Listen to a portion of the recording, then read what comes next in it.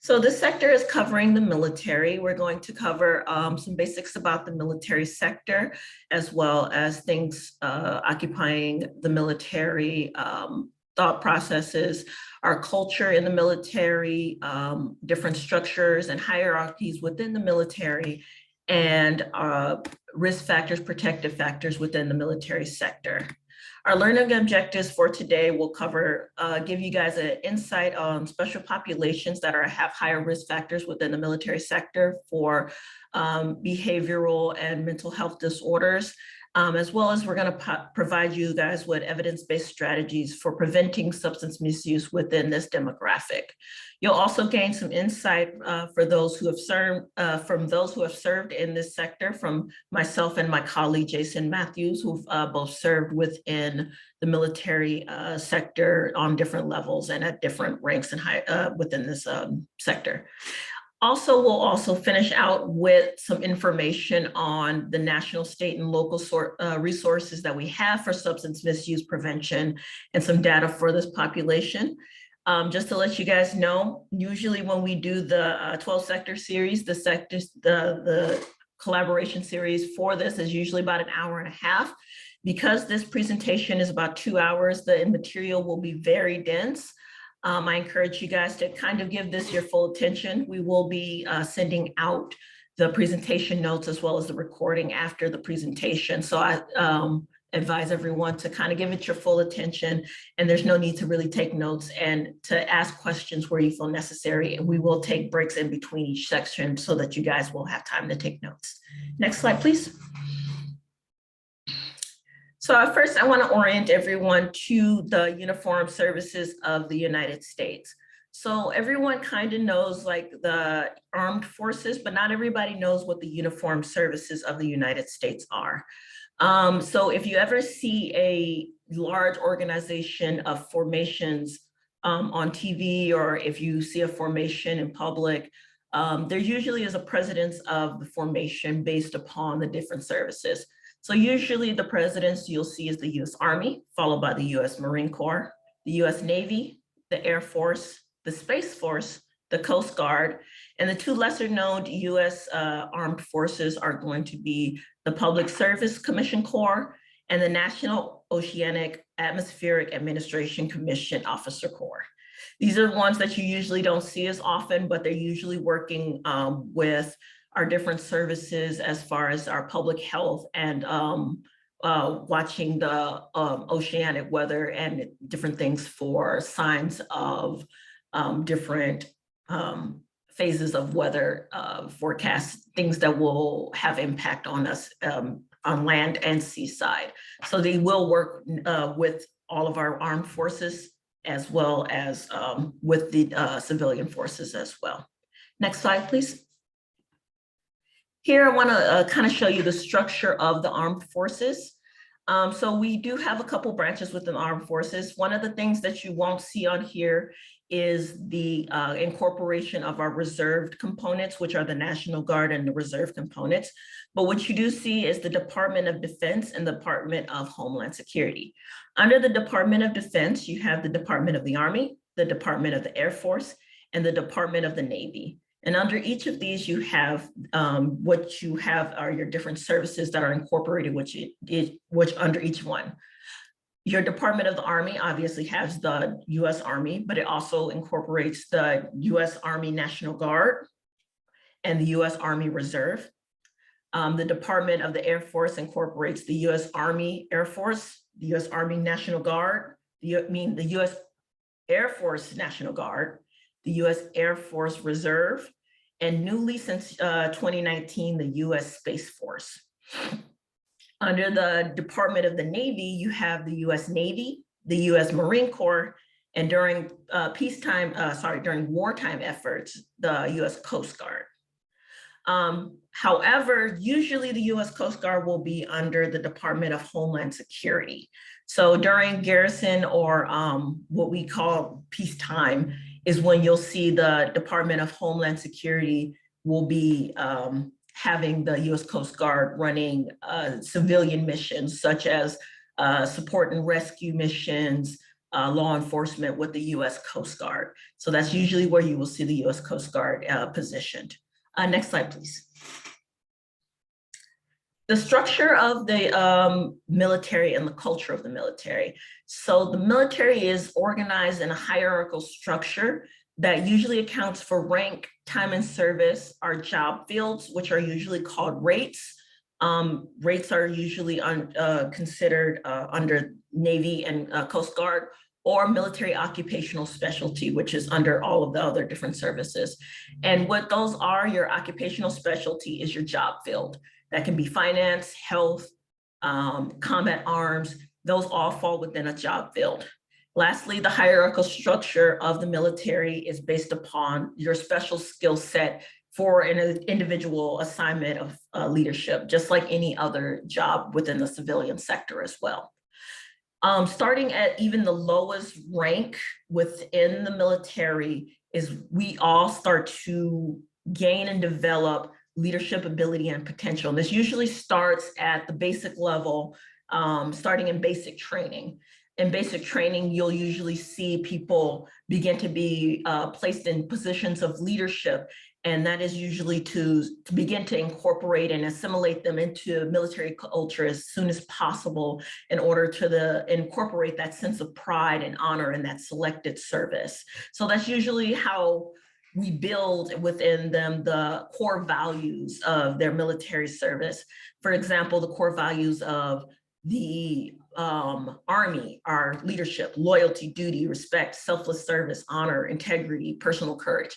And those things are incorporated into us as soon as possible in order to gain that sense of honor and pride within that person when they enter the military service. Next slide, please.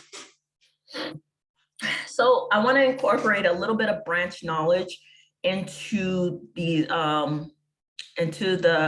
presentation so that you guys kind of have a little bit of background about what each branch is all about. So next slide, please. The Army is going to be responsible for most of our land-based missions. So you'll see us kind of doing missions based upon ground armed forces.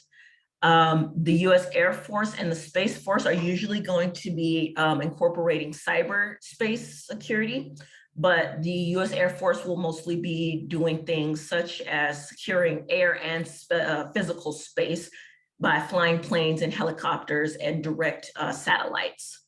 The US Navy usually is, among its missions, is keeping the seas safe and safe for travel between our ports.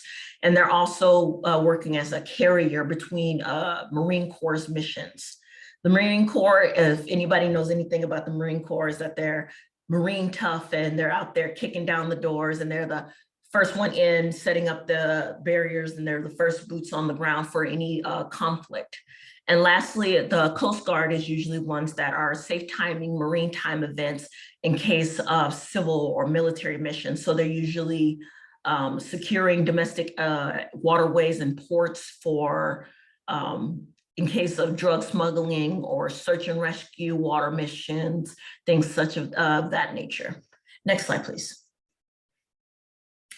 So what is the stance of the Department of Defense's substance abuse policy? So we kind of covered what each branch is and what each branch does, but we haven't really covered what the DoD or the Department of Defense views about the substance abuse policy. The Department of Defense has a zero tolerance substance abuse policy for both active duty and National Guard and Reserve components. So that means that each service member is required to adhere to a policy of not using any type of substances such as cannabinoids, amphetamines, cocaine, heroin, prescription steroids, morphines, or LSDs. There is usually a whole regulation on what service members can and cannot use. And usually if it's found that a service member has been using any type of substances, usually when they test positive on a urinalysis, there will be a hearing, usually disciplinary action will be taking place, where the unit physician will assess the service member's records to see if they were allowed to take certain substances, such as they were prescribed certain substance for surgery. They were prescribed a steroid for whatever reason. And if they were not prescribed this for a medical reason, they will usually be recommended to see the unit's substance abuse counselor. And from there, there will be at times disciplinary actions that will be taking place. Sometimes that can range in being seen by a substance abuse counselor to receiving disciplinary action by articles that have a negative effect on the soldier, to also being kicked out of their military service. Next slide, please.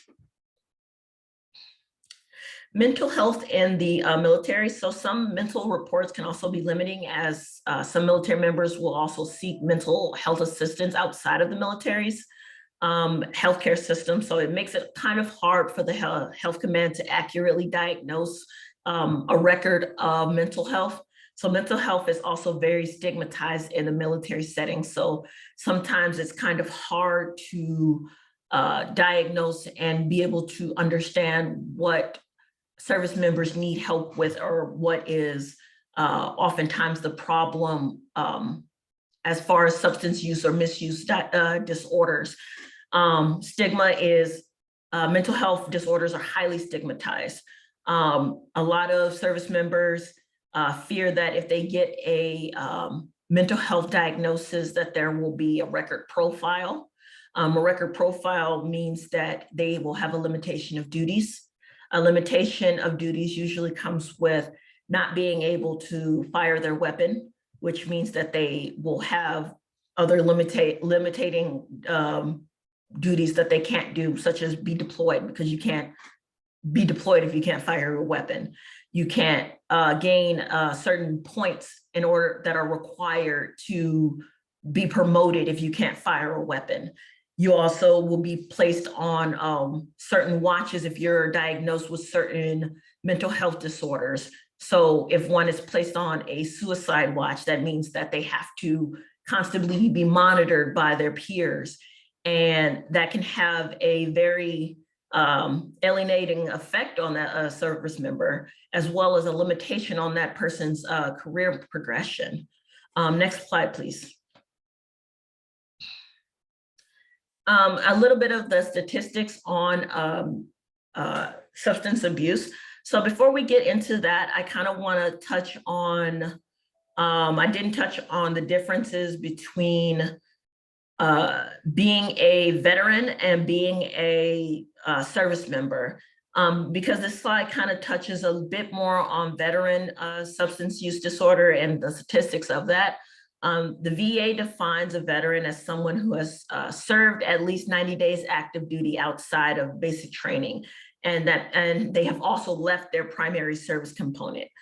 Because of that, unfortunately, a majority of the members of the National Guard and reservists don't end up qualifying for reserve status, because they're only serving their 2 weekends a month or their 2 weeks a year. They're not serving on an active duty status. So they don't qualify for benefits of certain counselings or certain health cares that the VA would provide for them because of this. So it's a little bit hard to have that continuity there. But when we look at the statistics of substance abuse, approximately 11% of veterans visit a medical facility run by the VA. And this is accounting for those who qualify for that, to be seen for substance abuse disorder, who account for those who have that capacity to be seen and treated at these facilities. And veterans may abuse these substances in response to their mental disorders, whether that's in response to a mental health disorder that they received prior to or during their military service, or while they were adjusting to civilian life, or to manage the pain that they received during their services. Substance use is also linked to trauma, homelessness, physical health issues, and also an increased likelihood of suicide. So if you look at some of the statistics on the bottom of this slide, more than 80% of veterans abuse alcohol. Nearly 27% of them abuse illegal drugs, and about 7% abuse both. And those are pretty high numbers, and that's a lot of us that are being affected by that. So that's something that we really want to try and prevent and reach out about. So next slide. SAMHSA has created an initiative to try and work on goals to reach out to veterans, service members, and their families as a priority population for these prevention services due to the high use of developing substance disorders. So some of the goals that they have in response to substance misuse is to improve access to behavioral health care across not only veteran healthcare systems, but also active military healthcare systems.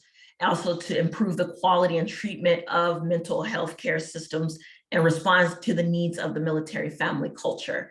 One of the things is also being able to connect the military family and the health of the veteran or service member together in order to treat both. They also want to promote a system of behavioral health with evidence-based practice that support the resiliency and emotional health and prevent suicide, which is one of the things that we are definitely having a problem with within our population, as well as develop a seamless mental health system with coordination of policies and resources. One of the things that I noticed when I left the active duty side is that there's a major disconnect in service from TRICARE to the VA system. There's a lack of continuity and of the continuum of care from one side of the system to another, and it does like very it's a very sorry it is a very it has a very adverse effect on the care of veterans and their families as far as the care that we receive and where we are, like how we fall between the gaps in getting the care that we need and deserve. Next slide, please. Now, before I hand the mic over to my colleague, Jason, I wanted to ask if there are any questions about this section before we start talking about the risk factors based on some of the information that we saw. Is there any questions in the chat, or would anybody like to come off of their mic and ask a question or two? There's no questions in the chat box right now, Shay, but if anyone has a question, they can feel free to unmute. Otherwise, we will move on to risk factors. All right, then I will hand the mic over to Jason Matthews. Thank you, Shay. Great job explaining all the different branches and the different aspects of those forces and their scopes of service. So welcome, everyone. What we're going to be discussing now is risk and protective factors for this and some special populations. When we talk about assessing the risk and protective factors that contribute to substance use disorder, it's to help practitioners select the appropriate interventions. Risk and protective factors exist in multiple contexts, such as relationships, communities, and societies. When we talk about these as they pertain to mental health or substance use, these can be these factors are, excuse me, I just lost my train of thought. They're biological, psychological, family, community, or cultural level that precede and are associated with other events that go throughout the lifetime. They're more closely related to the problems that are being addressed. And what we use them for is applying to the Strategic Prevention Framework, or SPF, that helps professionals identify factors having the greatest impact on their target population. Some risk factors can be fixed, meaning they don't change over time. Other risk factors, especially some of those that we're going to be talking about today, are variable, which means they can present themselves later in a patient's lifetime, or they can change over lifetime. They can also be triggered by something that happened prior to a military service member's activity once they're in, or well after their service level has ended. And they can also be individual and extremely personal, such as genetic predispositions or exposure to alcohol or prenatal alcohol syndrome when they were younger. And that can, again, affect them over their lifetime. We'll also get into a little bit of the protective factors as we talk about the specific populations. And of course, the risk factors we're going to be talking about are psychological, exposure to combat, recent or lengthy deployment, stressful relationships, risk-taking behaviors, other substance abuse, stress, stigma, and frequent relocation. Next slide.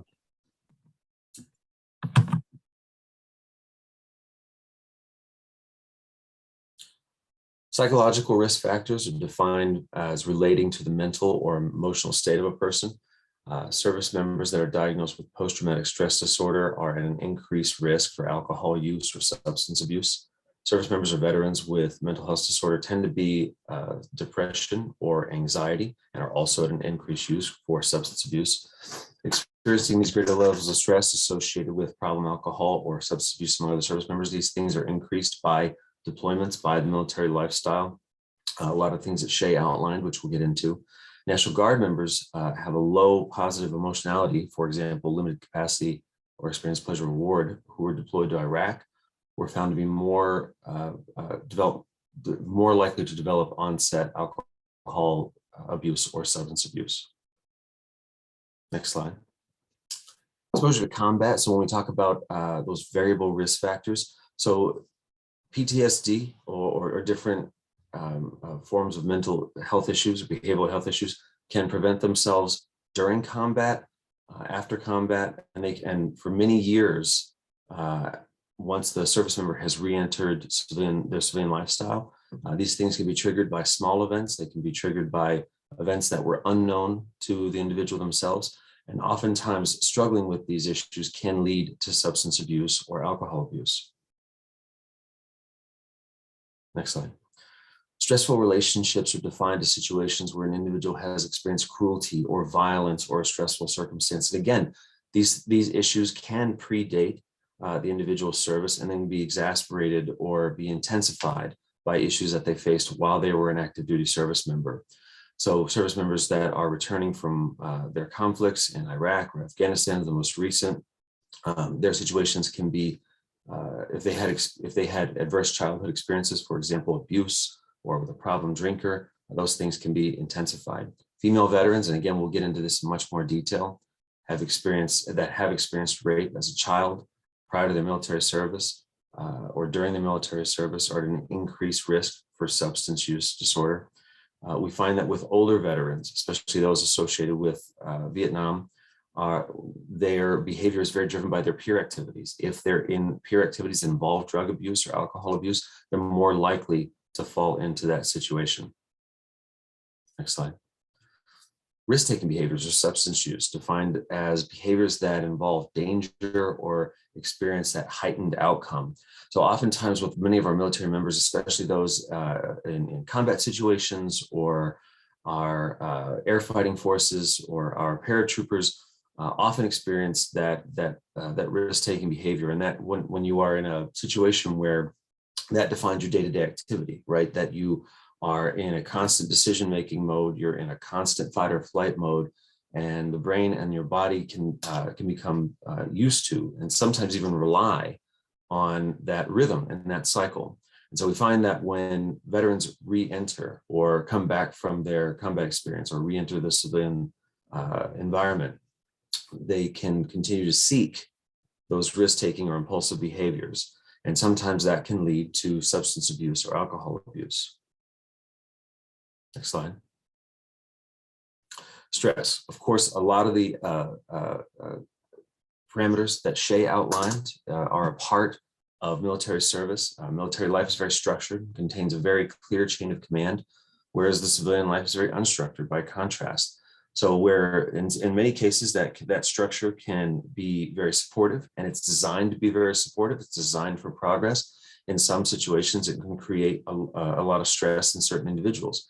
And what Shay said is absolutely true, where mental health disorders can follow you on your career record and can impact your ability to be promoted, and impact your ability to receive specific jobs, things that you may have as career goals. And oftentimes infractions such as marijuana use, which may not garner legal consequences in the civilian sector, can garner consequences by the Uniform Code of Military Justice. And so as a military member, you're facing both the consequences as when you, if there's an infraction with alcohol or drug abuse, you could be facing both civilian consequences as well as military consequences. Next slide. Parent or sibling deployment. Again, we'll get into some more specifics on the statistics and the protective factors when we talk about this specific group. But this is when we talk about military members' families. And so we're not just talking about military members and how they're affected, but spouses and children and siblings. Research shows that siblings are more affected when their family member is deployed than children.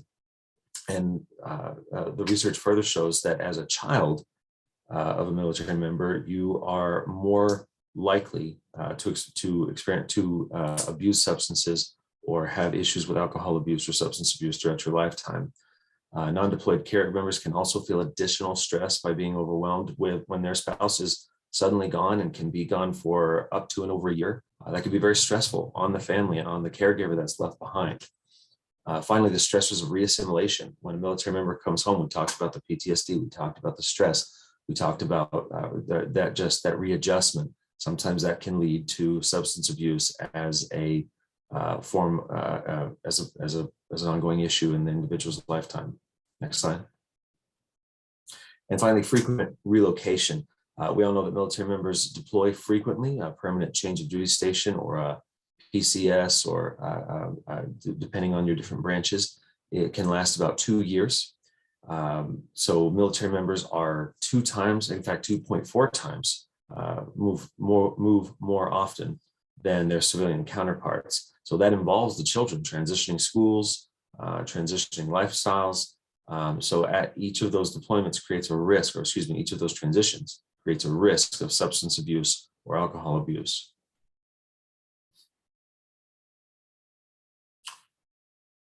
So when we talk about stigma, as it pertains to our military service members and military families, stigmas are attitudes and behaviors surrounding specific aspect of a person that may be perceived as bad, such as mental health issues that can be demoralizing to that individual.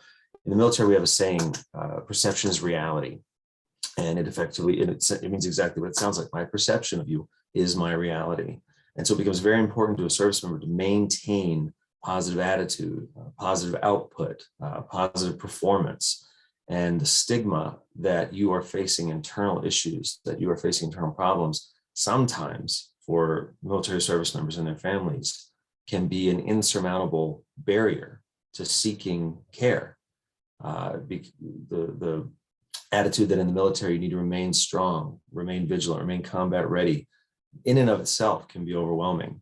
Lack of confidentiality, zero tolerance policies, mandatory drug testing, all the things that Shay mentioned can just be added stressors to the struggles that you may be facing or your addiction issues. Service members that face dishonorable discharge, criminal prosecution, testing positive for drugs can further prevent the goal of seeking those treatments. So the types of stigma, there's self-stigma, thoughts of oneself that lead to feeling ashamed or unconfident about yourself. Anticipated stigma, the feelings that you're going to be treated if you disclose a condition or disclose something about yourself in the future. And then public stigma, collecting negative beliefs that lead to widespread discrimination from your fellow service members. So Shay mentioned the different functions or groupings that are in the military. In the Air Force, they're referred to as flights, or squadrons, units. So those are usually very tight knit. Even the largest units, everybody knows everybody, right? Everybody knows what you're going through.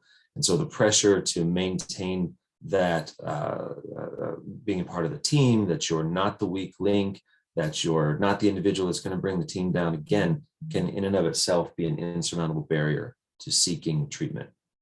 Next slide.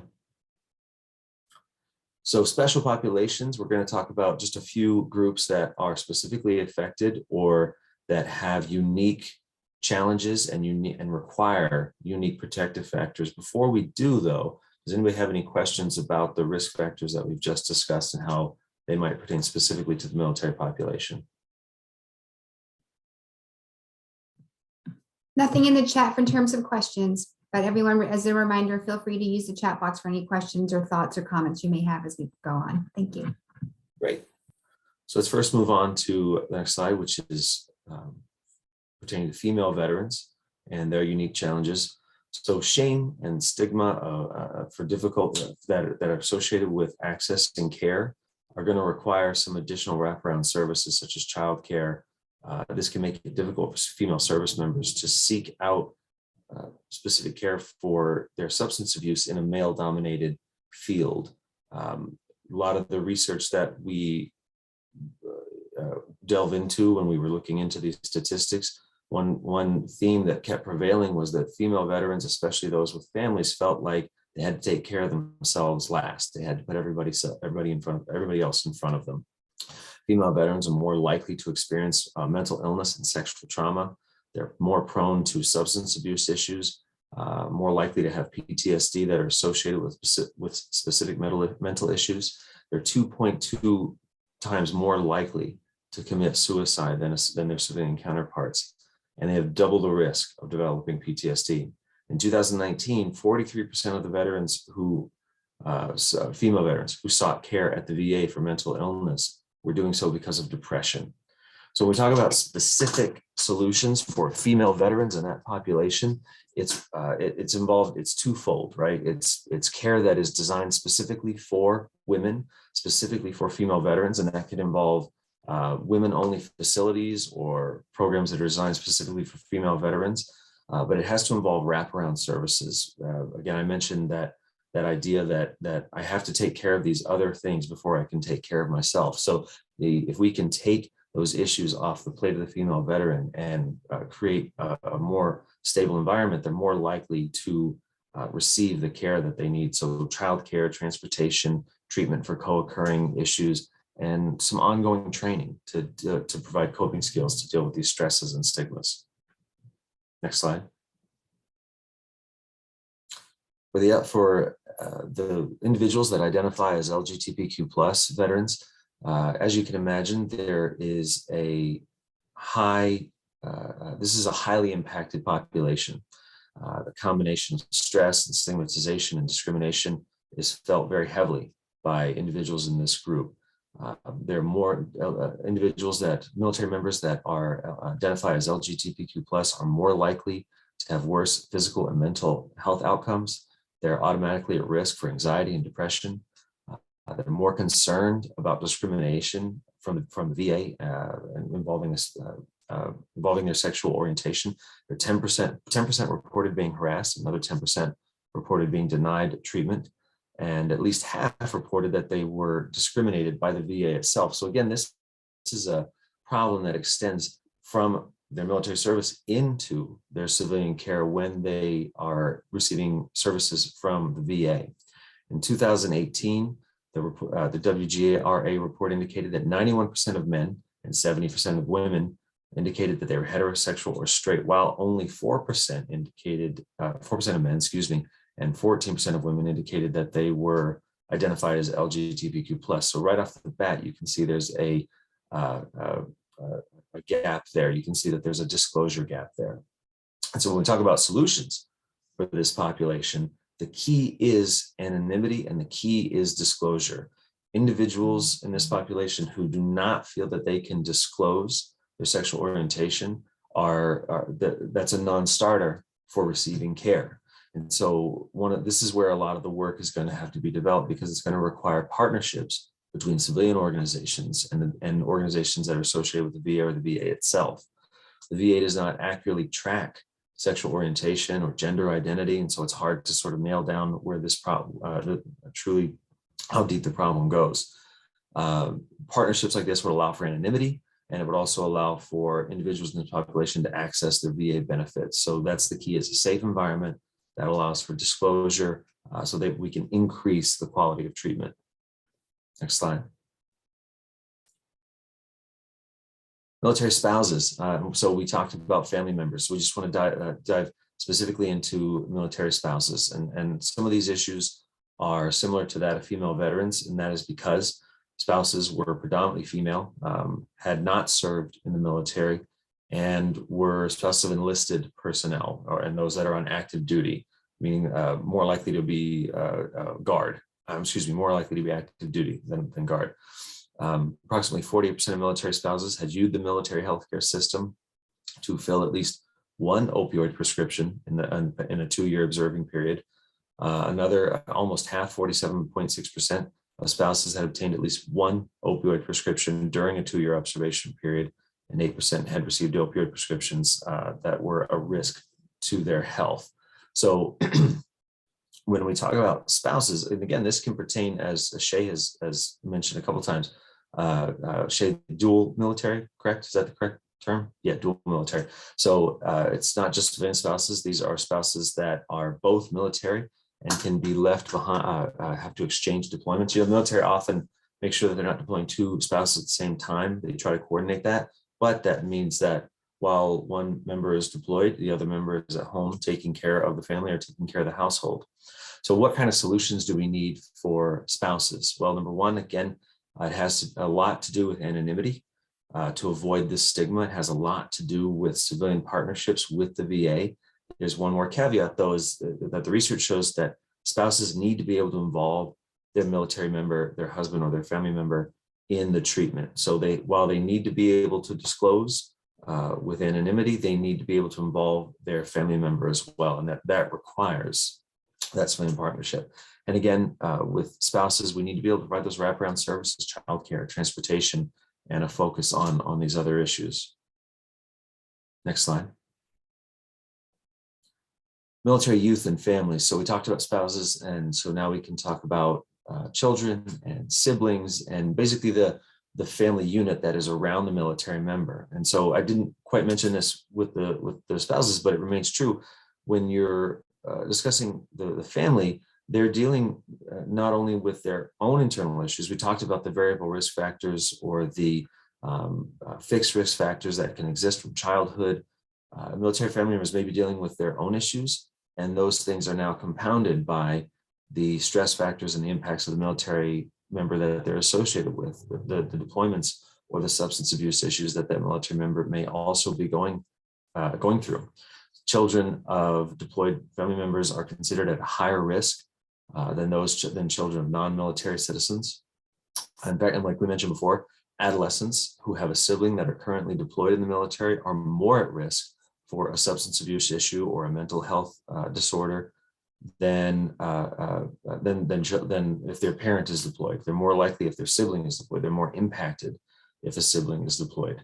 Military youth are an increased risk for substance abuse and more likely to be involved in peer groups that are involved in substance abuse. Among an estimated 524,000 military age children from 12 to 15, 19% were using illicit drugs, 10% were using marijuana, 3% had smoked cigarettes in the last 30 days, 4% had been involved in binge drinking in the past 30 days, but only 8.8% had pursued treatment in that past year.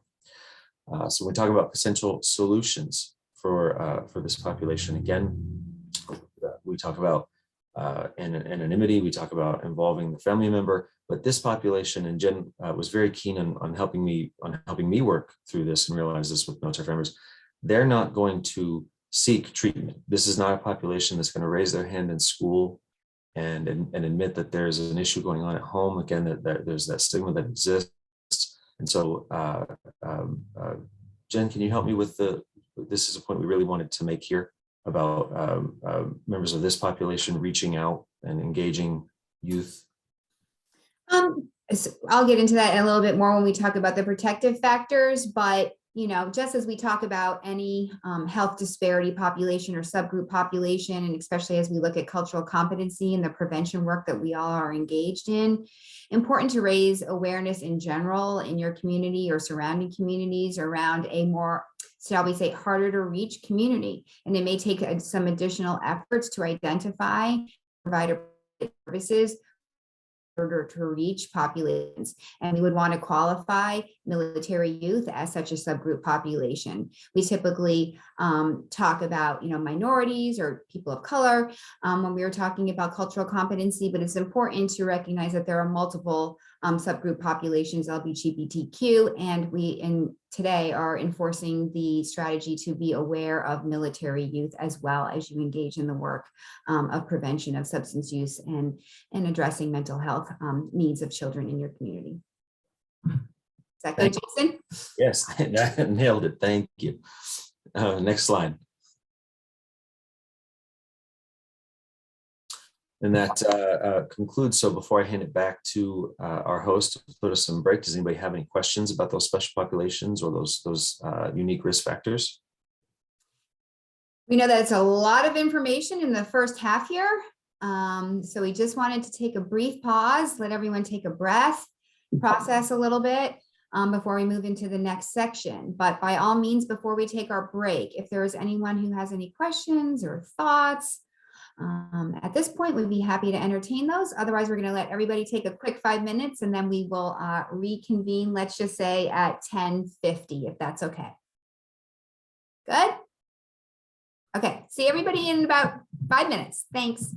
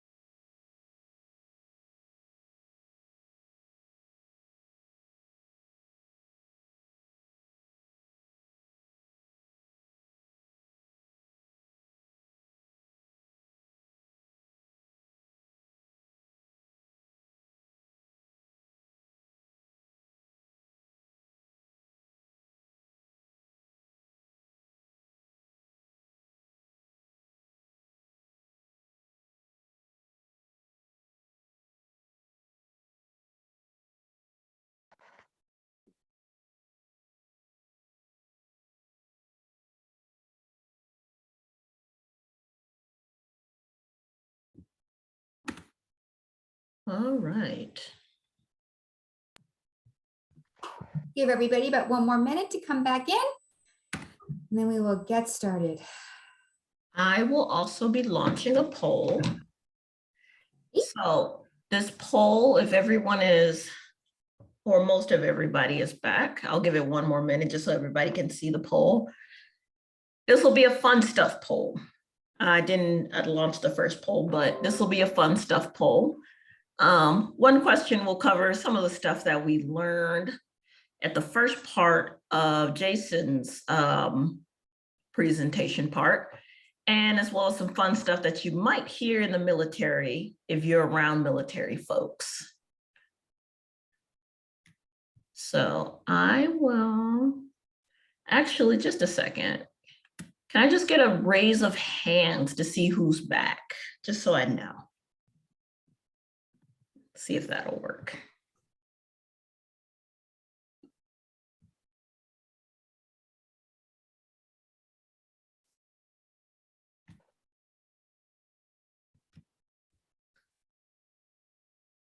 About half of everybody's back. I'm sorry, I'm raising my hand. I don't know where the button is. That's fine, I can see you. All right, thanks everybody. You can put your hands down and I will go ahead and launch the poll.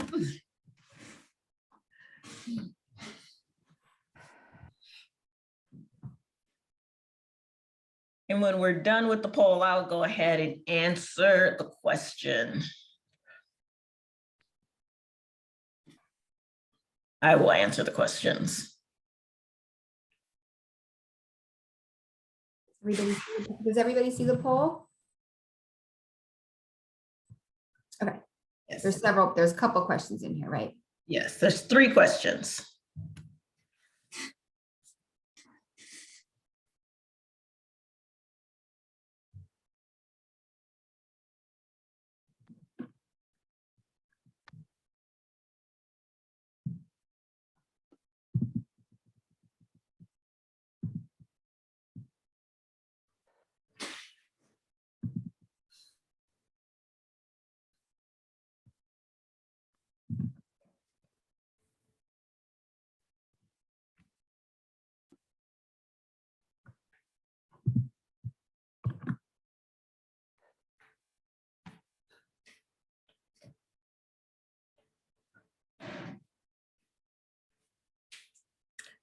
All right, I'll give it 4, 3, 2, 1. I'm going to go ahead and end it. And in the poll. All right. So number 1, what does PCS mean? 6 out of 11 people got that right. It is permanent change of station. Number 2, fun stuff. The drill instructor says half right. He is about to make you do push-ups. And I get flashbacks every time I hear that noise. Number 3, you hear double time, you should run because everybody else is about to start running. Good job, everybody. Okay. Thanks, Shay. Yep. All right. So now we're going to go into the second part of our presentation today, where we're going to focus on tangible prevention strategies for coalitions or the organization that you may be with, who may encounter working with service members or veterans, as well as protective factors. So prevention strategies and protective factors, you may recognize many of them as they are similar to other populations that us in the prevention world work with. Some of them are unique, but I don't think that they will be completely new to you.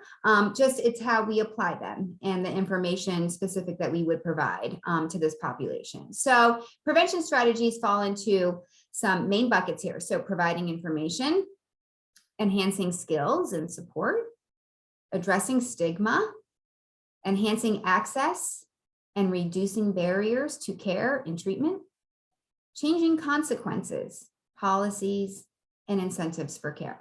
And we're going to look at each of those in a little bit more light.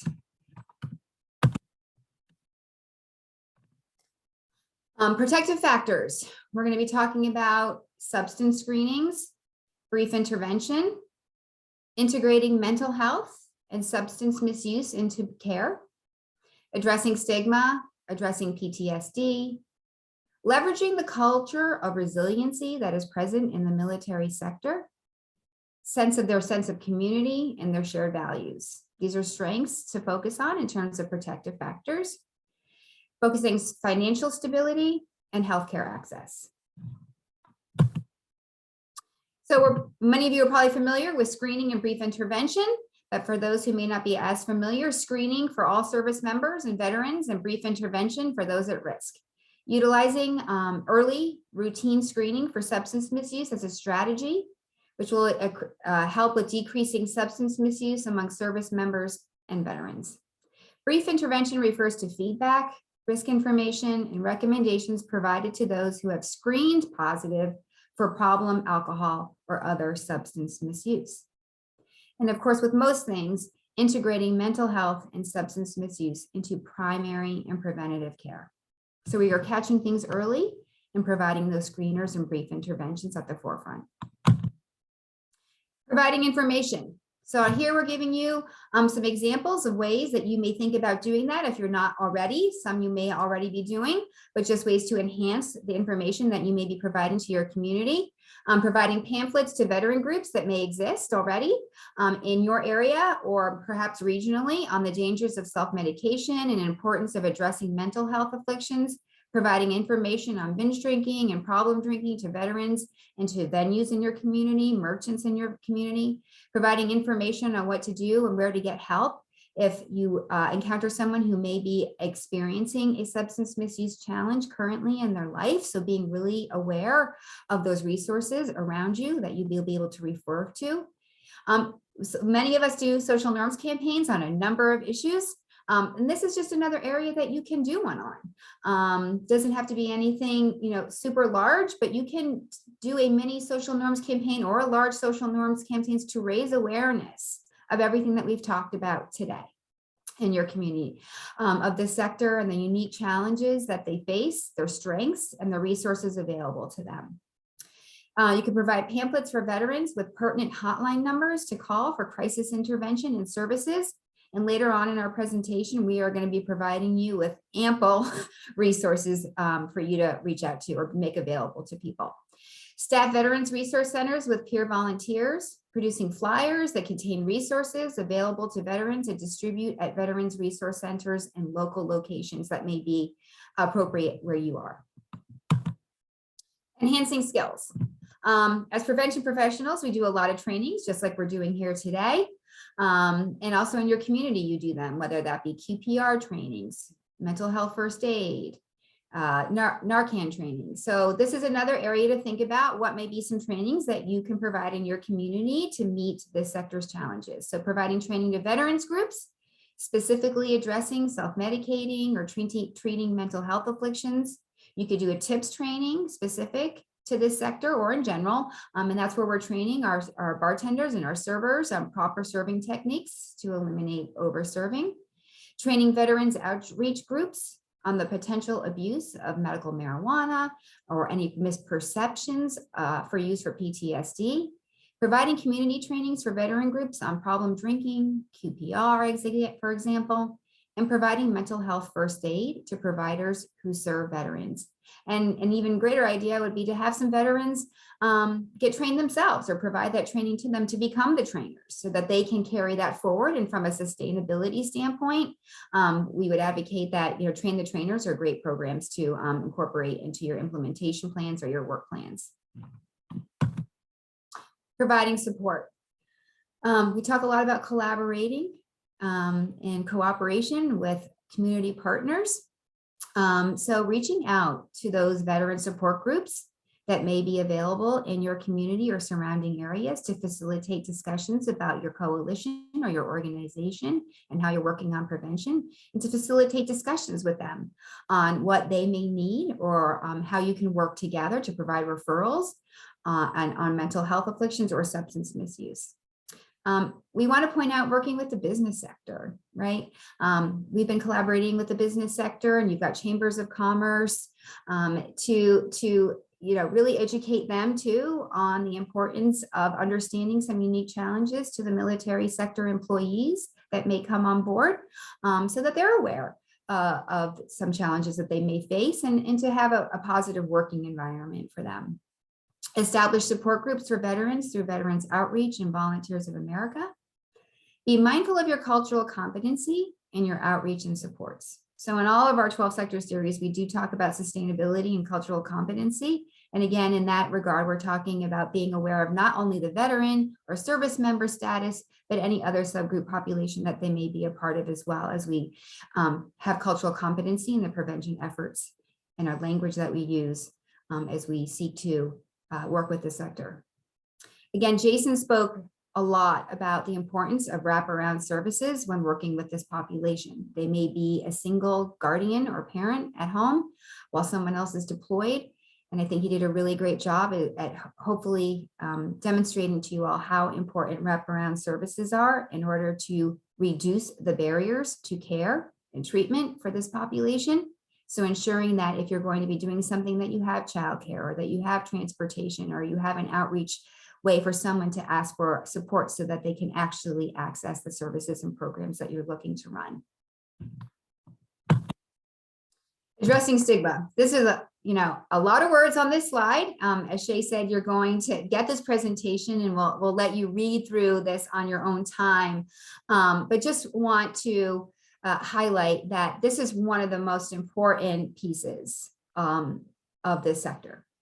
Addressing stigma efforts in the veterans include educating military leadership, changing the culture of seeking mental health care that Jason spoke to, that disclosure piece and anonymous piece, and veteran-specific programs that are aimed at decreasing stigma and engaging veterans in care. So it's not all, there's some good news. The ship is turning, so to speak. And we just want to highlight some of the good work that is happening. And as we see things change a little bit in the military sector, the Department of Defense has initiated changes to reduce stigma and encourage treatment for mental health disorders and substance abuse.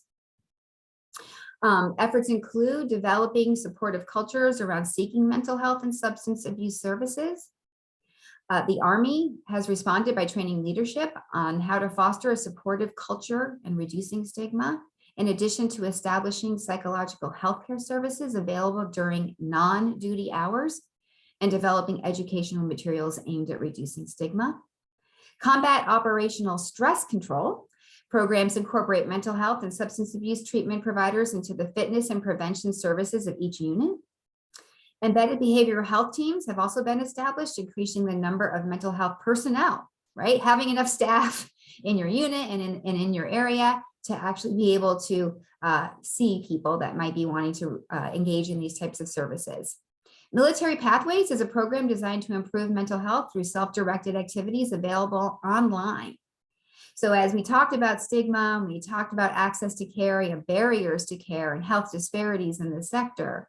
One way that you might want to familiarize yourself with is online. So if someone's not quite ready yet to self-disclose or quite not ready to be able to reach out in person, there are some online assessments and some online tools that are available that might be a good fit for a first start for them. So to be aware of those. And the Real Warriors campaign provides educational materials about seeking treatment for military service members, veterans, and their family. Enhancing access and reducing barriers.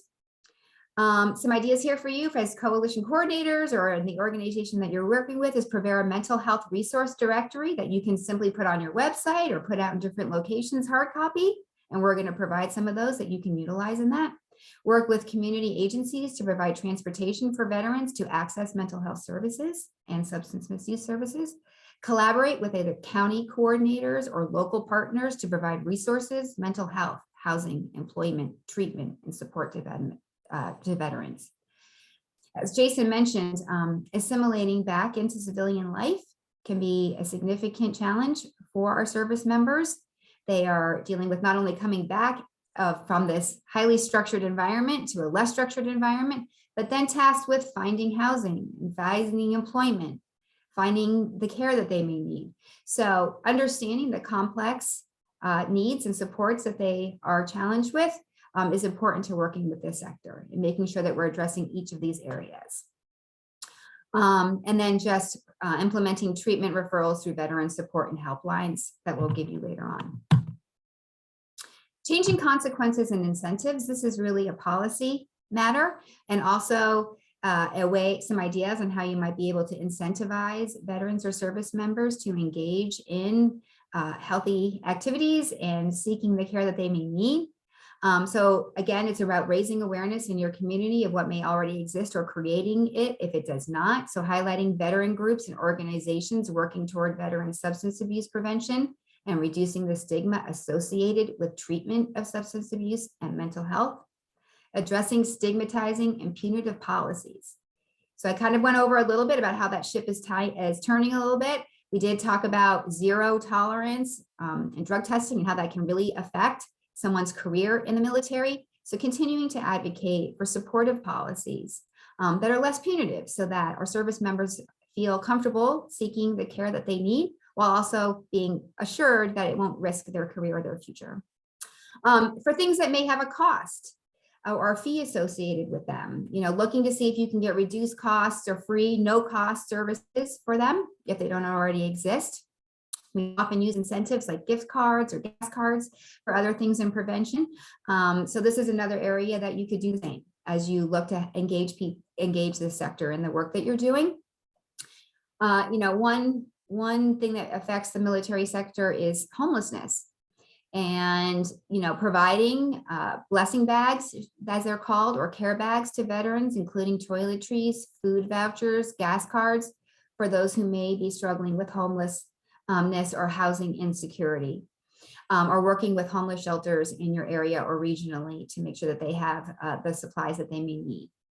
And again, just working with your coalition and your community and the different other sectors of your coalition to just brainstorm may be a best fit for you guys or in your organization. Everyone's kind of unique and has their own culture. So these are just some ideas that we're putting forth, but of course you may come up with other ideas that in collaborating with these groups may be a better fit. So just being open to new ideas and how you may be able to engage and help this sector. All right, so before we go on to our shared experience, does anyone have any comments, questions about some of our protective factors and ideas that we've provided? You could just raise your hand if you do, but if not, I'm going to check. I don't think there's anything in the chat. No? Okay, Shay. I'm going to open the next poll. And I want to know, what types of organizations do you think that your coalition would like to collaborate with? So there are veteran social organizations such as the American Legion, VSOs, the Polish Legion of American Veterans. There is, of course, the VA. There are active duty military organizations such as Military One Source, the Family Readiness Groups. There are military spouse and child groups. There are veteran mental health organizations and groups. And those are just mainly for mental health and behavioral health disorders. But they also help with continuum of care. And we do have some of those kind of groups too. Military active organizations are usually those that concern themselves with active duty military groups, as well as National Guard groups. Your military spouse and child groups are usually going to be things such as, I'm trying to think of the name of the organization, Strong Bonds, which are groups to encourage the strong bonds of military spouses and their service members through connection and what they call date nights. And of course, the military social groups like the American Legion, which put together organizational groups for the support of American veterans. And I'll give it like a couple more people, let it do on, like one more. Okay. And poll. And it looks like a lot of you guys want to organize with veteran social organizations and mental health organizations. That's a lot, okay. So, and mental and active military organizations. So we do have quite a few resources for those, and I'll share the results for you guys. We do have resources for all of these, and we'll share them with you guys at the end of the presentation, as well as I, as a veteran, am connected to a couple of these organizations as well. So at the end of the presentation, if you guys have any questions about some of these organizations, I can also connect you with some resources about a couple of these organizations as well. So yeah, all good. Thank you. Thank you for your input, guys. And now we're going to move into our shared experience. Like I said before, Staff Sergeant Stamatine will not be able to make it today. For those who came in a little bit later, Staff Sergeant Stamatine is a part of the Connecticut National Guard, as am I. And she served as the primary prevention resiliency officer for the state of Connecticut. However, right now she is serving in Poland right now with the 42nd Medical Readiness Battalion due to conflict in Eastern Europe right now. So please keep her in your thoughts as well as the rest of my unit out there. But I do fall under her direct leadership.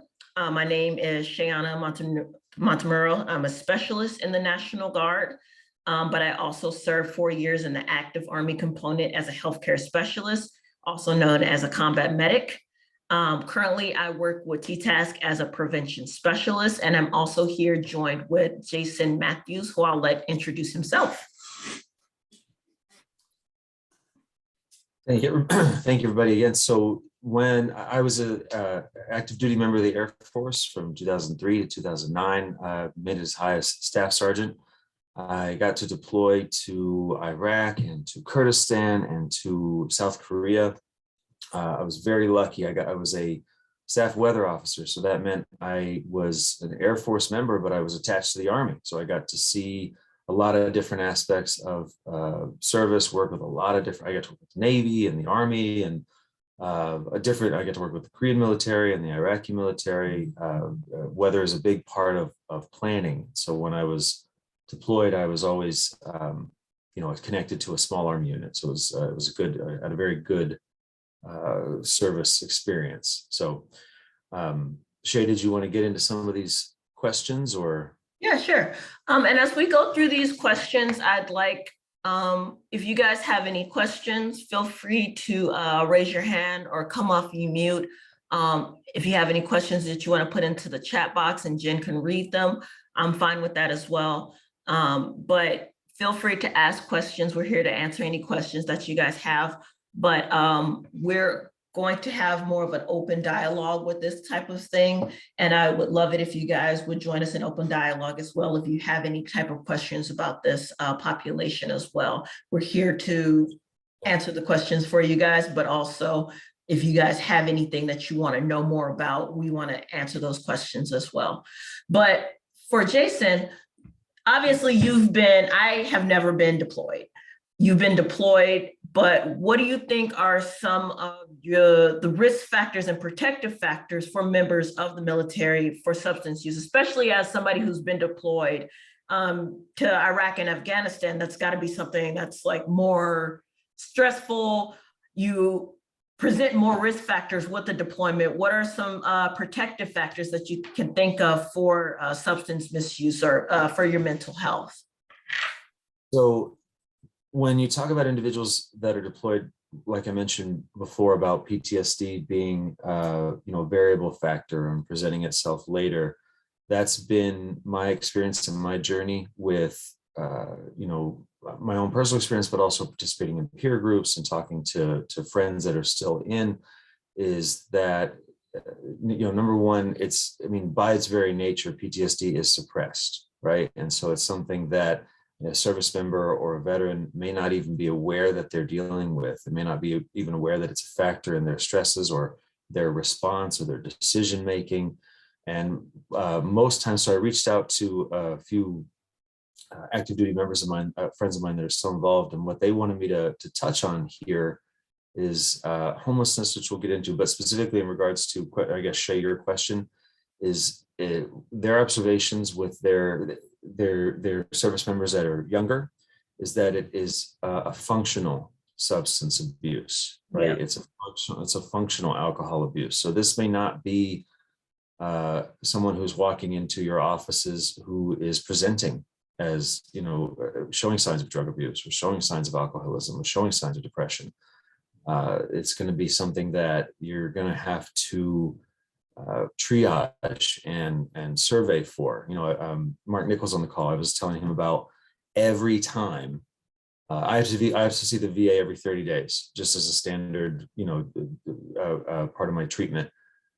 Every time I go in, I'm asked, I'm given a substance abuse and suicide survey. What's been my habits, and this is not specific to me, but it's every service member that receives this level of treatment. What's been my habits with alcohol this past 30 days? Have I used any substances? Have I had any thoughts of suicide? Have I had any depressive thoughts? And again, this is a screening that they give to every service member, and it's a box that it's a system that's checked. When I go into the VA, every person I see throughout the process looks in the system and sees has eyes or any of the service members that they've been given the survey. And the idea is that I'm not if the last person I touched didn't ask me the questions, the person I'm with should ask me those questions. Mhm. It's built into the process. That screening is built into the process, because while it may feel a little bit redundant and it may feel a little bit procedural, it is something that you have to sort of elicit or pull from the service member. They're not just going to come right out and talk about it. Of course, and it's treated like it's almost normal, because recently, just coming off active duty, I remember people would say, like, how is it that there's, the people who can run fast are always treated like they're like the top tier people in the military, but they run fast and they're just like, how are you smoking a pack of cigarettes right before you run and you're running? And they're just like, well, I'm top peak fitness, so it doesn't matter. And it's not treated like it's a disorder. Or going out and binge drinking the night before isn't treated like it's a disorder as long as you're performing. It's not treated like it's a disorder as long as you're a top performing soldier or airman or sailor, Marine, what have you. But if you're on the lower end of the spectrum where you're not so good or anything like that, you're not the highest performing soldier or anything, or service member, I should say, then it's a problem, but it's a stigmatized problem. It's a weakness because it's because you fell into weakness that you're not performing the way you need to perform. You have a problem with drinking and whatnot because you're weak, and it's not seen as like a necessarily mental health problem. It's seen as a deficiency of character, I would say. And it's treated that way, and it's seen as, well, you can go get mental help if you want to, but we're going to see it as more of a deficiency of your character as a service member versus a deficiency, versus seeing it as a disorder that you need help for. And I'm talking about this not from a clinical standpoint of a clinician helping that type of person, but as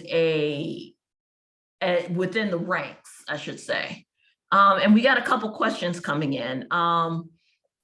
Jen is asking, would you say in such a case that the importance of incorporating screening into primary healthcare assists with identifying potential risk? I definitely think so. It does feel evasive to me sometimes, like when I have to go in and it's like the constant questioning. Do you think you're going to commit suicide? Do you think you're going to commit suicide? Are you having a problem drinking? Are you having a problem drinking? And it constantly kind of feels like it's bringing back the trauma. But at the same time, I feel like if you don't ask, you won't know. And you have to ask if you want to know. If you don't ask if somebody's going to commit suicide, you will never know. And they'll never bring it up to you, and they'll never like bring that pain out there to like have it out there in the open. You'll never know. If you, let's see, oh, there's another question. Okay, sorry. Clearly the stigmatizing and punitive policies of the military are major obstacles and barriers to treatment. How exactly can that be changed? Where does this level of change begin? What have you both experienced in regard to punitive measures and stigma? And does it affect your response to the screening questions? Is your personal experience with stigma or punitive measures what drive your passion? I will answer this in regards to the second question. I remember my first experience with the military when I first came. I was in ROTC when I was in college. I thought I was going to become an officer, didn't quite become an officer, decided to come in as an enlisted person. When I was coming into the military, I identify as a bisexual woman. And when I was coming in, don't ask, don't tell was still very much part of the structure of the military. And it was something that like you couldn't speak out about, that kind of thing. I have a lot of friends nowadays who are LGBTQ, and before they could not speak out about that. But going through the military, like in the recent years, when I was in the when I was in Army the past couple years, I had a battalion commander who was Lieutenant Colonel, pretty high-ranking woman who was a lesbian, and it was a shock to me almost seeing like that somebody could make it to that rank when not even like 20 years ago, it was against the law for somebody who was LGBTQ to be within the ranks and open about it. And even like, in the 2000s. So having those policy changes where people can like be open about it, it's not to the point where, we can be freely open about it, but get the help that LGBTQ members need, but it's more open about it. The Army is always going to be, the military in general is going to be a couple years back on some things, but to move towards that progress, it made me feel a little bit more like happier about that. And even in my lifetime, I was in the Army when women were allowed to join combat arms. And that just means that there will be more like women who are going to have mental health problems. Yeah. But maybe it means also that more women will be able to access mental health services that we need too, and that our problems will be taken more seriously than they have been in the past as well. I want to give this time also for like Jason to kind of speak on some of these questions as well. Do you want to talk about some of the points about the second question, Jason, before we move on to the second question that I see somebody else is asking as well? Yeah, so where you talk about the how can this be changed? So I think that there's sort of two approaches, right? There's a macro level and a micro level. Mm-hmm.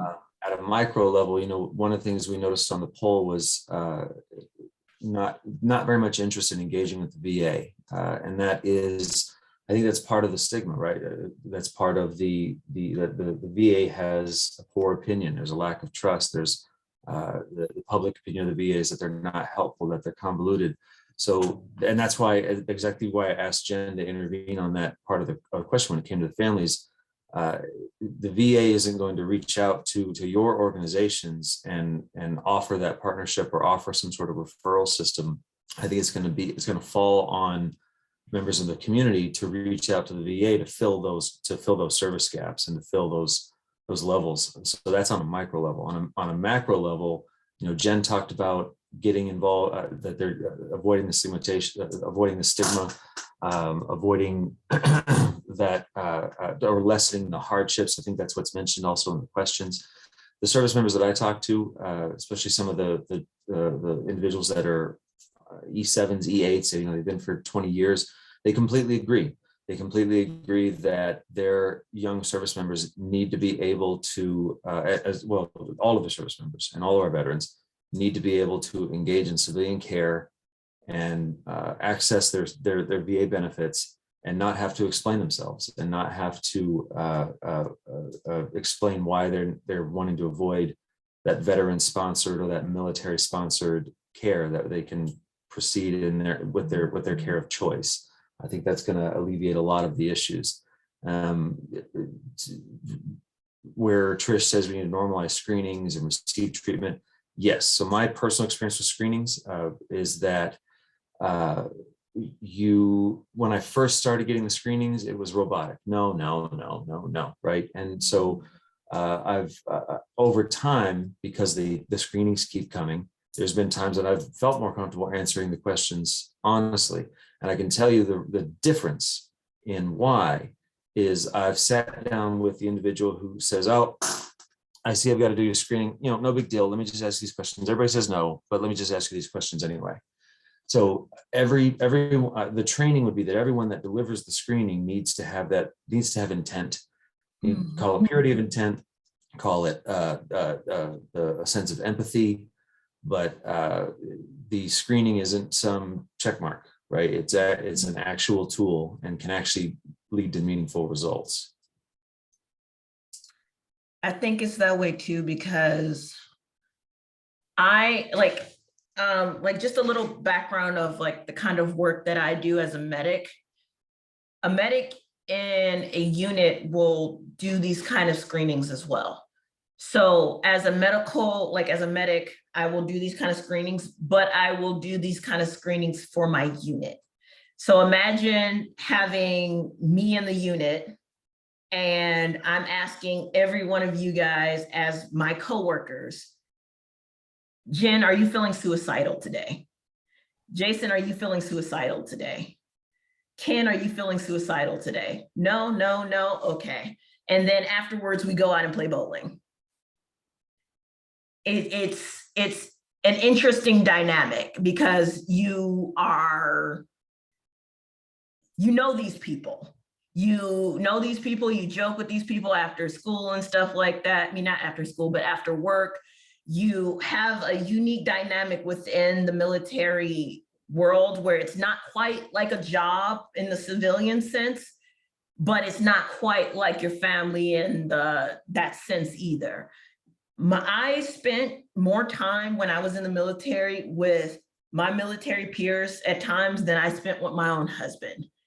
And there are times where we'd be out in the field, I'd be sleeping next to these people, and then I'd be fighting with these people. And then at the end of the day, I'd go back to the clinic, and then I'd have to ask them, are you having a substance abuse problem? And then they'd laugh at me like, I'm not having a substance abuse problem. And then they'd go away, and I'm like, okay, but I see you drinking on the weekends, dude.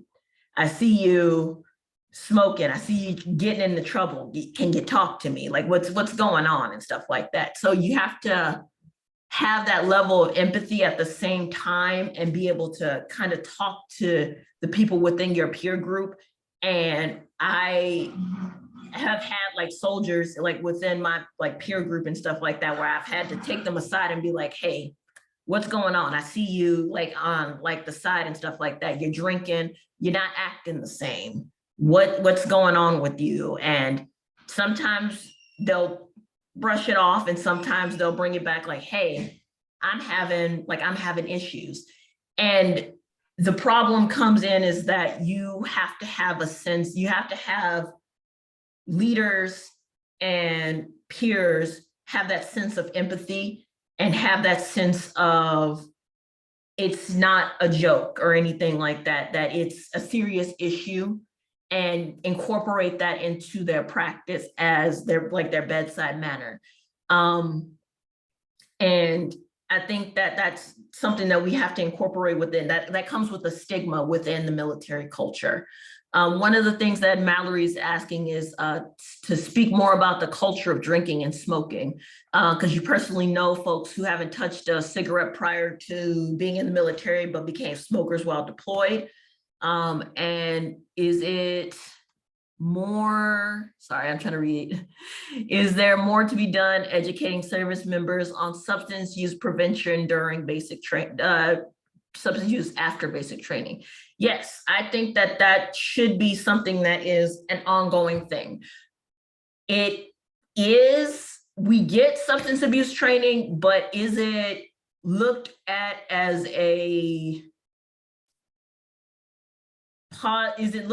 something that's not necessarily a funny thing? Not really, because some people will come to the training and they'll be like, oh, this is a waste of my time. Why am I here?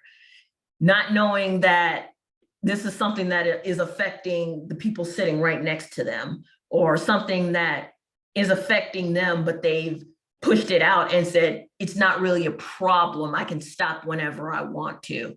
I have friends who only smoke when we're going to the field because they're like, it's stress smoking for them. And it needs to be internalized to them that they're having a problem and they don't realize that they're having a problem. And it comes from having those upper enlisted and officers realize and take that initiative to speak to their younger soldiers, or speak to the guys to their left and their right about what's going on. Do you want to talk about that, Jason? Did you have anything that you wanted to touch on about that? Yeah, I can be a little bit briefer on this one, but you're all tuning into the right aspect. I mean, alcohol and smoking are braided into military culture. Shay's absolutely right. When I was in Korea, I smoked, but it's because everybody's smoking and there's nothing else to do, and it is a way to stay awake and into camaraderie and to not be bored. And you know, I haven't smoked since, but it can lead to lifelong habits. Drinking is absolutely a part of the culture. There's where Shay is saying it's procedural, it's a check the box, you have to go to the alcohol training. Again, she's absolutely correct. My experience was we'd go to alcohol prevention training, and then as a unit, we'd all go to the bar afterwards. You know, it's that we are training to this and we're doing a different thing. I know that there are tight procedures. There are tight procedures. For example, there's General Order Number 1 that they can put an entire base to prevent any kind of substance abuse or alcohol abuse. There's high consequences, but again, that goes back to everything that we've just talked about. The solution isn't prevention. The solution isn't culture change. The solution is consequence, and that extent. And so that's part of the behavior of becoming a civilian, is that now there's no consequence. Right now, there's no consequence for that behavior. And that's why I think it falls on civilian providers to be an open and safe and private environment. Really quick, I kind of want to talk a little bit about the last one, and jump into Jason if you want to talk about the last question as well. The special needs of subpopulations of service members, females, military, children, LGBTQ, retired veterans. Speaking as a female soldier, dual military, somebody with a military child, it gets hard for military children. Seeing their parents have to leave and not knowing when they're going to come back, it gets really hard for them. So there is, when Jason was talking about risk factors, that stress, it is very hard for them, and they need different protective factors to mitigate that stress of having to watch their parent leave and not knowing when they're going to come back, whether that be other military children that they can relate to, having different activities outside of the home that they can do The strongest bonds I've ever seen is like other military kids having other military kids. Then they meet up at different spots and stuff, and they're like, hey, I remember you from that base over there, and we met each other at this base over here. They need other military kids, but they also need other activities that they can relate to. As a female veteran and a service member, some of the things that we need, I believe, to mitigate mental health are for the sexual harassment and assault reporting programs to be taken more seriously for mental health purposes. And that is on the about mental health, military sexual trauma, especially concerning if any of you guys have been watching the news about the case with Vanessa Guillen, who was a military service member who was sexually assaulted and had been harassed for months and did not have the support of her chain of command. It can be very, very isolating for female veterans, especially within male-dominated units. Some units don't take seriously the complaints of female veterans, especially when you're in male-dominated units. Some are very aggressive towards female veterans when it comes to, why are you here? Why do you don't deserve to be here? You can't do the work that men do. And it becomes a lot of stress for these women, and it can lead to drinking and substance abuse. And it's what becomes a substance misuse issue. So having those resources available to women and to female veterans is a necessity in keeping us not only safe, but also to mitigate mental health issues that could lead to substance misuse disorders. And if you had any questions about that, or if Jason, you wanted to speak to that before we move on. Yeah, I think that there is training that our service members and any of the providers that are interested, that Windmills training, for example, which is about personal biases and approaching different populations other than yourself, and talking about disabilities or talking about disorders that are available. When we talk about these special populations, what we kept coming back to is those civilian partnerships and providing those services for the individuals. And going into a little more of what Shay was saying, over and over again in the research, that theme kept popping up, that of being able to understand where I can get care, how do I go about using my military benefits to get care. Sitting here in front of you talking about this, I don't know, I know of a few places, and I live in Massachusetts, I know of a few places that I could go, but if I had to today try to figure something out, I would have to personally do a lot of research. So having that partnership with the veteran organizations yourselves is extremely important, because I don't know how to find a civilian organization. Me personally, so why this was important to me, I have only once in my life, I've been out since 2009. I've only once received civilian medical care, and that was from an urgent care. Every time that I have gone to a hospital since I've gotten out, I've gone to the VA. If I was to have to figure out where to get services from a civilian provider right now, I wouldn't know how to do it. The only way where I would start, me personally, is I would go to the VA and ask them how to do it. So if they're not aware of those resources, if they're not aware of how to create that referral, they're not going to give it to me. Yeah. And I'll have to do it. And I'll have to do that research myself, which I'm likely not to do. Yeah. So, and we see in the research over and over and over again what a barrier that is to receiving care outside of the military spectrum of services. Yeah, just to touch on that a little bit too. When I got out, it was very confusing for me. The healthcare system is like, prior to my time in the military, I didn't really have healthcare. But joining the military, I got healthcare. everything was in one spot. I was told, okay, you're going to go and get medical care. You're going to go to see a counselor for mental health care. They're down the hall. Okay, you get to pick one. Okay, I can go here, pick one. Okay, you need to go and get a sleep study done. It's on that side of the hospital. Go there. And it was a very seamless structure for me. And when I got out and I got into the National Guard, it was okay, you can pick to use TRICARE Reserve. And now you can pick a doctor. And I'm like, I can pick a doctor?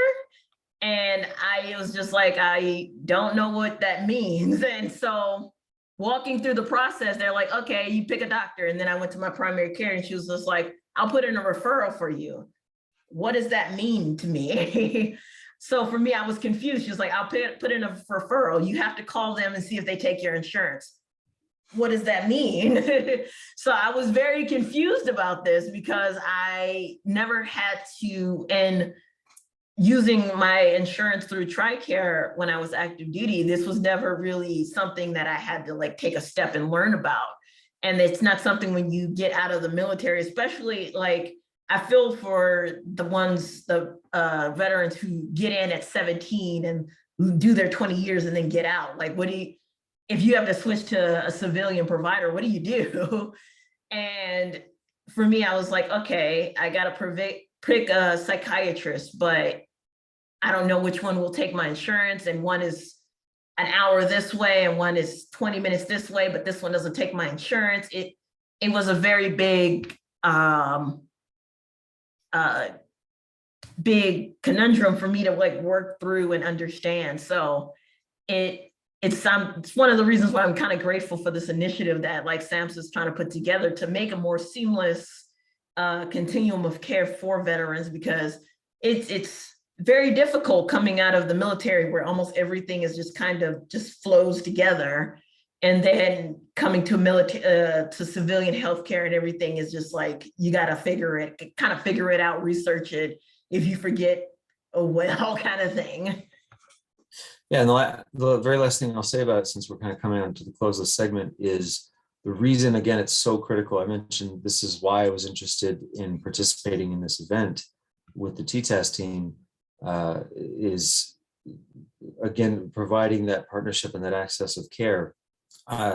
There's a very close relationship to me that when they did disclose to their VA provider that they were suicidal, that they were experiencing substance abuse, and they were declaring it. I need a counselor. I need someone to work with me. They said, okay, we'll put you on a list. And he's currently on a waiting list to see a counselor, and they're telling him that he's going to meet one in August. This is someone who has said, I'm at risk. I'm having dangerous thoughts. I'm having dangerous feelings. He's in a waiting line. And so for the VA to be able to say, we can set you up with a VA provider, or here's some civilian resources that we could also connect you with that would move a lot faster, I think would be a huge difference maker in that individual's service of care right now. Awesome. So does anyone have any more questions for us before we move on to the resource section of our presentation? If not, we also will be available for a short period of time after the presentation to answer any questions that you guys might have if you want to kind of ask them one-on-one with us. But if not, we will go ahead and we will move on to the final section of our presentation. So we talked about the different factors. We're not going to get too far into treatment. What we do want to do is provide you a lot of resources, which Jen has been lucky enough or has selected to want to do. But one of the things that we definitely wanted to close on is that the message to the veteran is that no matter how you've served or what experience you have in your military or civilian life, you may be facing these challenges in your relationships in life. You're not alone. You have the VA, you have everyone that's on this call that is clearly, you're on this call because you're wanting to help this population, and that's very meaningful. So there are additional resources that are connected to the VA and are not connected to the VA. We were going to send this presentation out. These links are live. These buttons are live. So the Veterans Health Library, Women's Contact Lines, health benefits. The bottom one on the right, e-benefits, that's a platform that the VA is really trying to push service members, both active and veteran and retired, to participate in. It's a live healthcare platform that they can use to set up their appointments and monitor their appointments. So to be a part of that network would be extremely beneficial. And on the right, this why veterans don't find treatment. We talked about that quite a bit. Maybe just touch again on the poor opinion of the VA, and again that fear of that stigmatization or being weak. Any programs that we can build around that. Oh, last thing I wanted to mention. Statistically, veterans participate better in peer or group programs. I think Jen already mentioned it, but I just want to drive that point home. So something that you can begin doing today would be to form peer groups or meeting spaces or programs that veterans can join up themselves and participate in themselves. They tend to want to lead these things. They tend to love to build these things. So all you have to do is provide the resources. Thanks, Jason. And thank you to you both for that segment of our presentation and sharing your experience with all of us.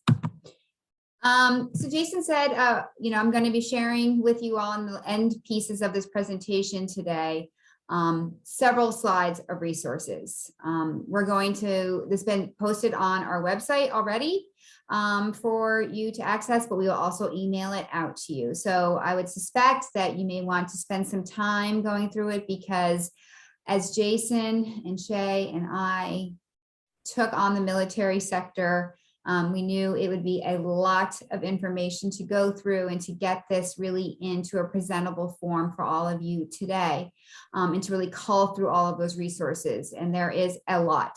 Hopefully we've been able to collect as much information as you could possibly need at this point, and put it into one place for you. So that was one of our goals in doing that. So starting with treatment resources, again, everything is a live link.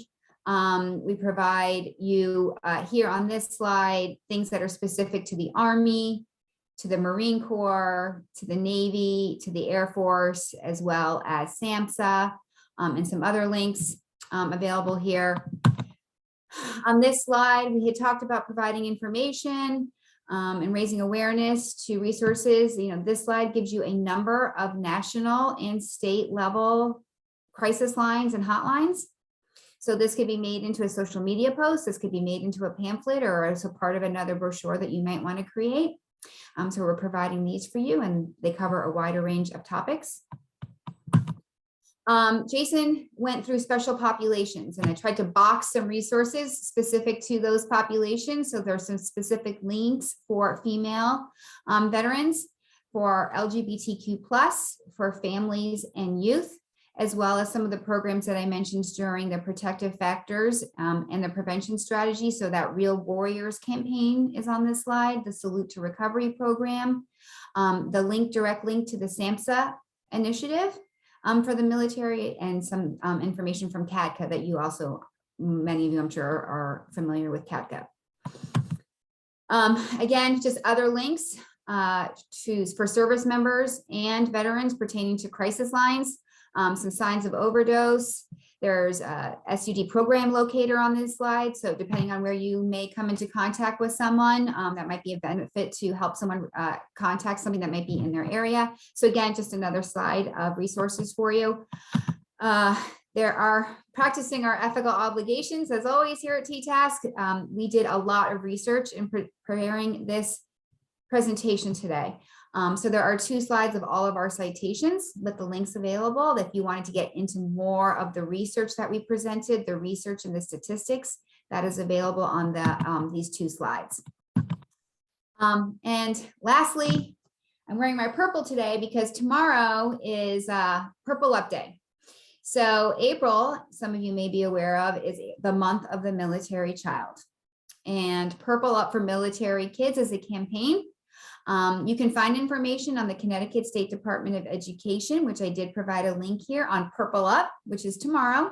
And this provides an opportunity to either use your social media or maybe send out an email. There's ideas on there on how to raise awareness.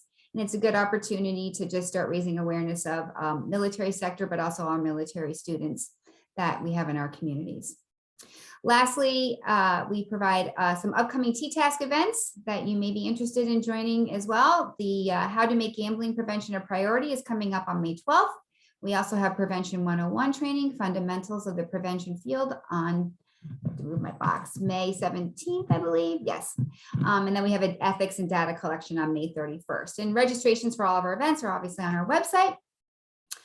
Shay is going to pop into the chat box right now an evaluation link for today. We would just love if you could take 1 minute. It's very short to fill that out.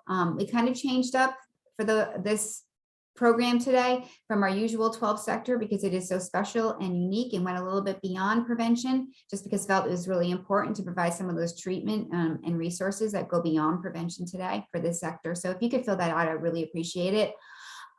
We will send out all the materials as well as the recording. We will also send out the CEUs for those who qualify for your certificates of continuing education credits. Jason, Shay, and my email address is here on this slide. So if anyone has any follow-up questions or needs, please don't hesitate to reach out to any one of us at any time.